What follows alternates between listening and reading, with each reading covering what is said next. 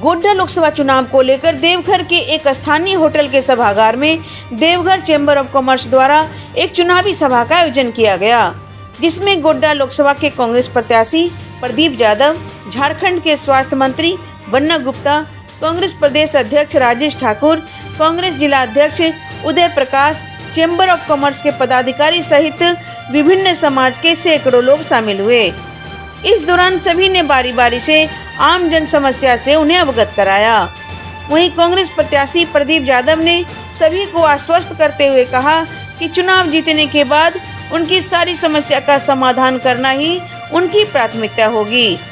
इस मौके पर मंत्री बन्ना गुप्ता ने कहा कि कहीं न कहीं बीजेपी की केंद्र सरकार ने लोकतंत्र की हत्या का प्रयास किया है, साथ ही डॉक्टर भीमराव अंबेडकर जी के संविधान को बदलने की कोशिश कर रहे हैं।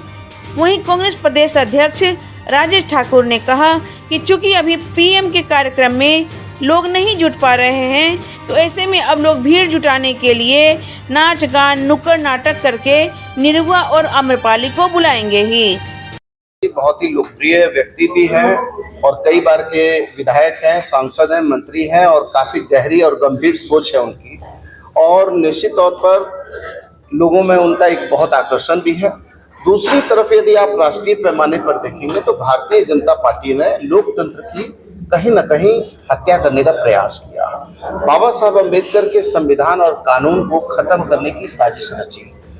जो दलित है, पिछड़े हैं, आदिवासी हैं, उनका जो आरक्षण है उसको तोड़ने का प्रयास हुआ। आपको याद होगा पहले भी इन्होंने SC/ST के कानून को तोड़ने का प्रयास किया था, और आज जो OBC आरक्षण है वो OBC आरक्षण भी भारतीय जनता पार्टी ने 27% से 14% किया, और हम लोगों ने उसको 27% किया, लेकिन 27% करने के बाद भी वो मामले को अटका दिया गया।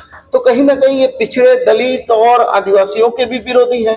दूसरी तरफ ये चाहते हैं कि लोकतांत्रिक व्यवस्थाएं समाप्त हो जाए, और ये एकाधिकार अधिपत्य कायम करके ये चाहते हैं कि अपने राजनीतिक महत्वाकांक्षा को जीवित करने के लिए अब इनके पास आधार नहीं है, तो अब हिंदू, मुसलमान, सिख, ईसाई, जैनी, बौद्धिस्ट बनिया कर रहे हैं।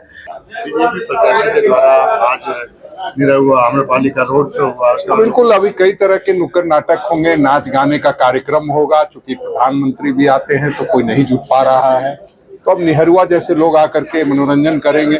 तो ये मनोरंजन करने का समय नहीं है, ये चुनाव का समय है। इसमें मुद्दों की बात होनी चाहिए, ना कि चुनिंदों की बात होनी चाहिए।